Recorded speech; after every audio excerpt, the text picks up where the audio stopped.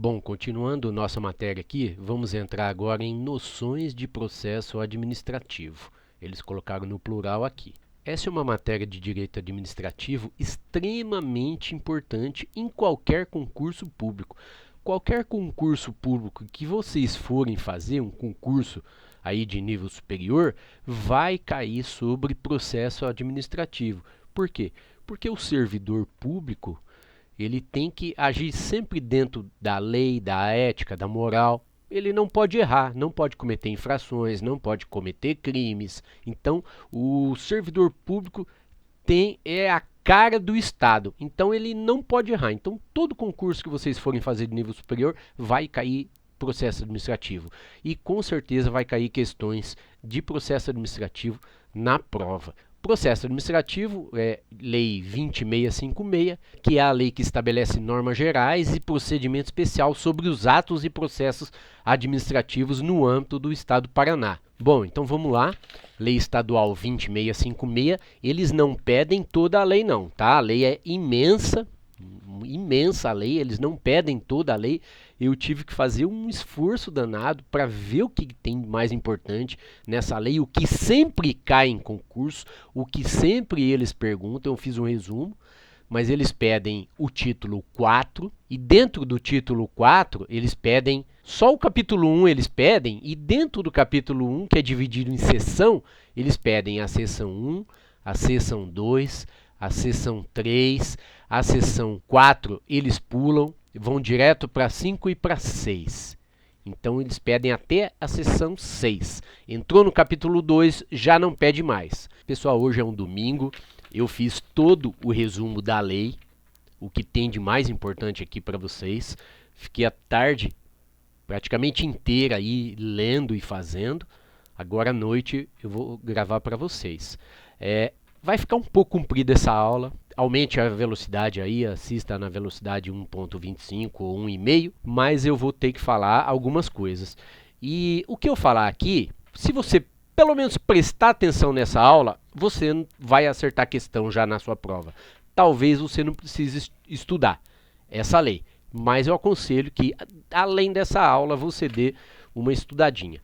Eles pedem a partir do título 4 da lei, né? Muito o pessoal da engenharia aí não é acostumado, né, com legislação. Lei tem título, tem capítulo, tem seção, tem subseção, aí tem os incisos, os parágrafos, né? E eles pedem o título 4, ó, aqui é o título 1. Para chegar no título 4, a gente tem que ir lá para o artigo 90 da lei. Puxar até lá embaixo. Então, do artigo 1 até o artigo 89 dessa lei, não cai. Não se preocupe. Por quê? Porque eles foram específicos. Se eles tivessem pedido só a lei tal, aí caía tudo. Mas como eles pediram o título 4, só vai cair a partir do artigo 90. E dentro do título 4, eles pediram o capítulo 1 apenas. E dentro do capítulo 1 eles pediram as seções, né? Seção 1, 2, 3, 5 e 6. Pulou a 4. Seção 1 vai do artigo 90 até o 97. Fala sobre a sindicância e o processo administrativo. Se você cometer uma irregularidade, vai ser apurado ou mediante sindicância, ou mediante o sindicância e PAD, ou diretamente mediante por PAD. Artigo 90 aí inicia, você pode iniciar uma breve leitura, mas o que tem de importante dentro dessa seção 1 é o artigo 92, né? Sem prejuízo das circunstâncias atenuantes e agravantes, atenua, diminui a pena, agravantes, aumenta, previstas em legislação específica, para imposição e gradação de sanções administrativas, a autoridade competente observará, inciso 1 a 6, a proporcionalidade da sanção e da gravidade da infração, a gravidade do fato, os antecedentes do infrator, a reincidência, a situação econômica do infrator, circunstâncias gerais, agravantes ou atenuantes da infração, ou seja, que agravam, aumentam ou diminuem a infração. Artigo 93 e 94. Esse artigo aqui vocês têm que estudar. Tem que dar uma decoradinha pelo menos entender o que é atenuante e o que é agravante. Atenuante diminui, agravante aumenta. Porque eles podem perguntar na prova. Tem 4 circunstâncias, artigo 93. São circunstâncias que sempre atenuam a pena, diminuem a pena, né? São 5 incisos. Eles podem colocar 4 na prova e colocar um quinto errado e pedir a alternativa incorreta ou fazer de outra maneira. Então, circunstâncias que diminuem a penalidade. A ausência de dolo, quer dizer, a ausência de vontade de cometer aquela infração, porque você pode cometer aquela infração sem querer cometê-la. O baixo grau de instrução ou escolaridade do infrator, a reparação espontânea do dano, a comunicação prévia e eficaz pelo infrator do risco de danos a bens, pessoas e serviços. Você fez aquela caca, né? Você fez aquela caca, mas você mesmo comunica ao seu chefe que você fez, não teve o dolo, a ausência de dolo, né? E você comunica lá, vai ser uma circunstância atenuante.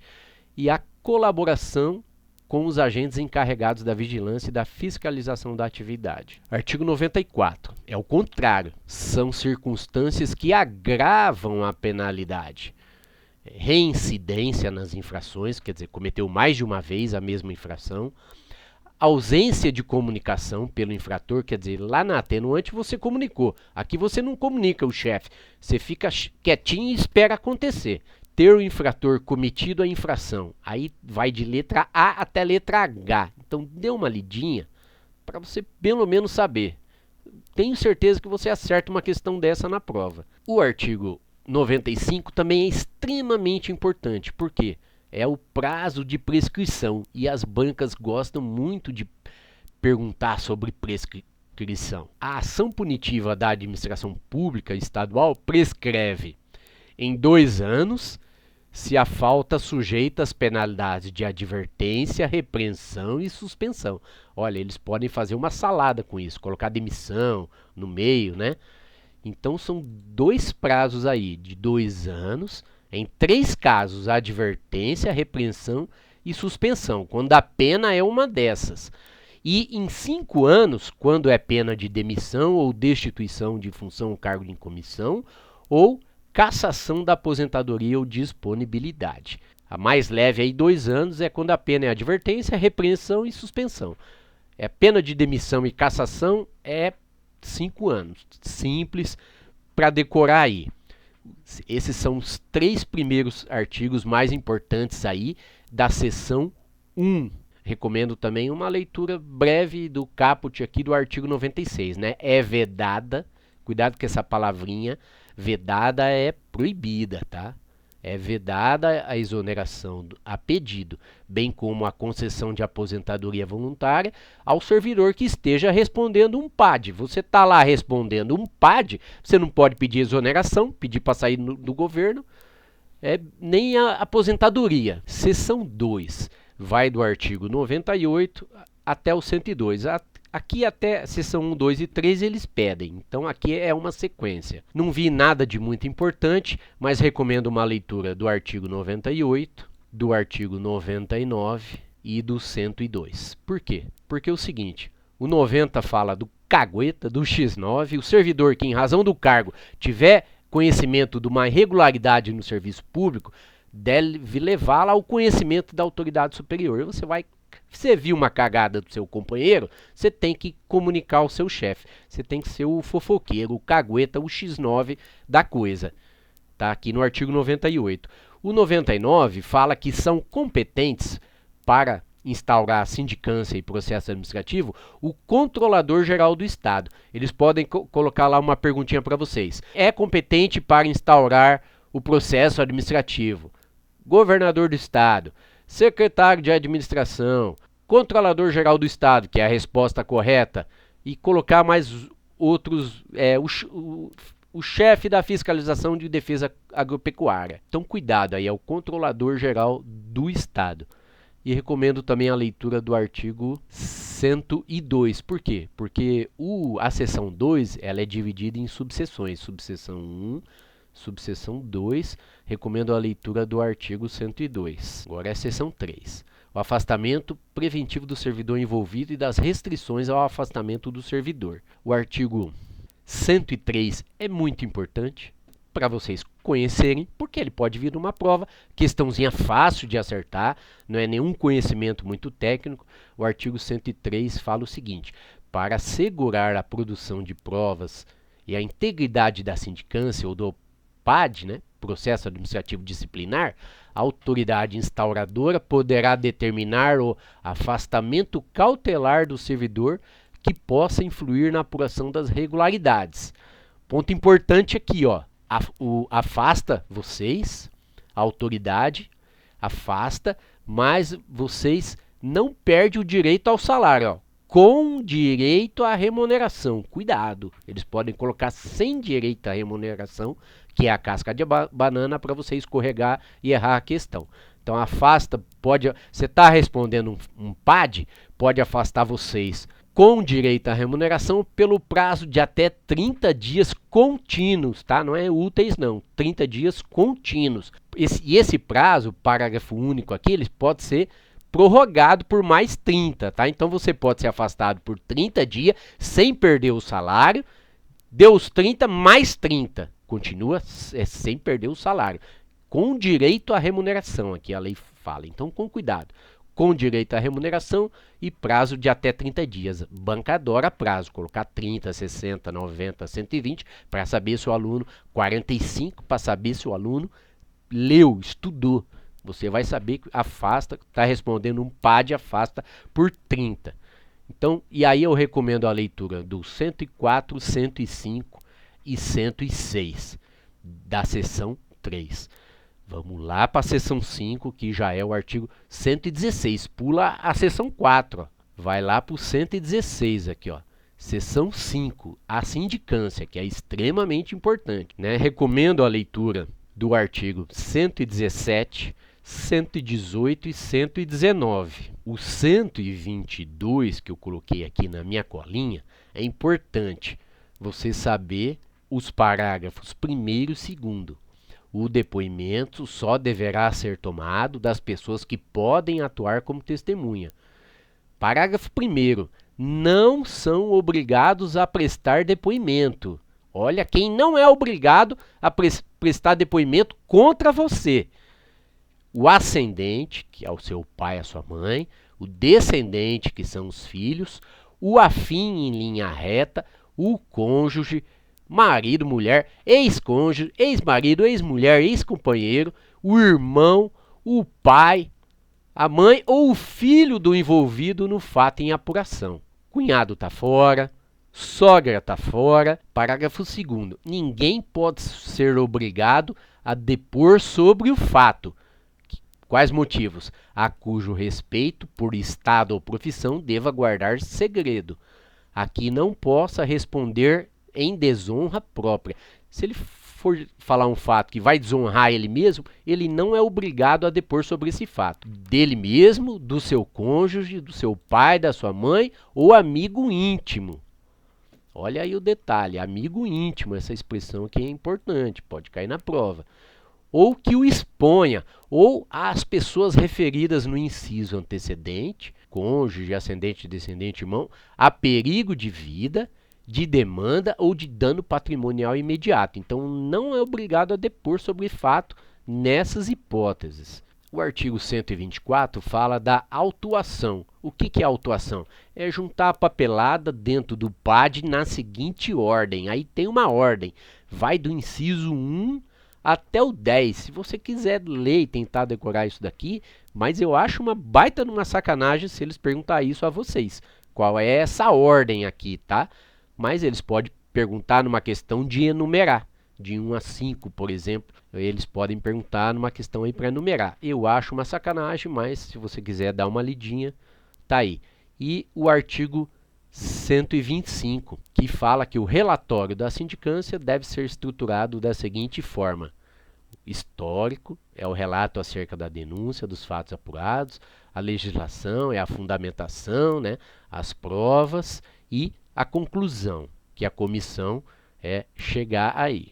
Seção 6 do Processo Administrativo Disciplinar, disposições gerais, tá? Essa parte inicial aqui, se quiserem ler, anotem aí, artigo 127, 128, pulei alguns, tá?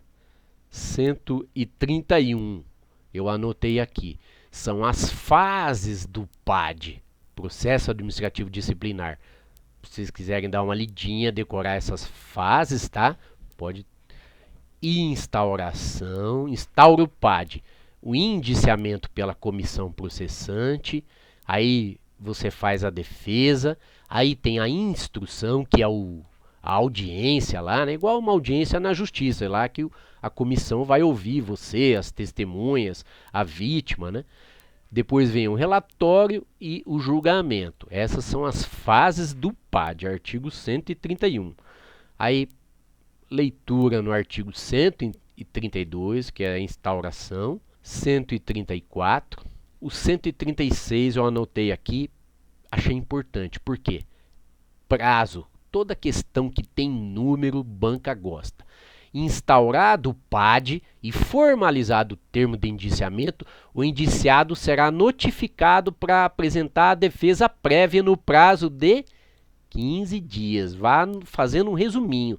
Gente, é facinho. Faz um resuminho no papel, escrevendo todos esses detalhes que eu estou passando para vocês. Vai ficar um pouco grande o vídeo, mas é extremamente importante. Número, você acerta uma questãozinha que ninguém vai acertar, tá?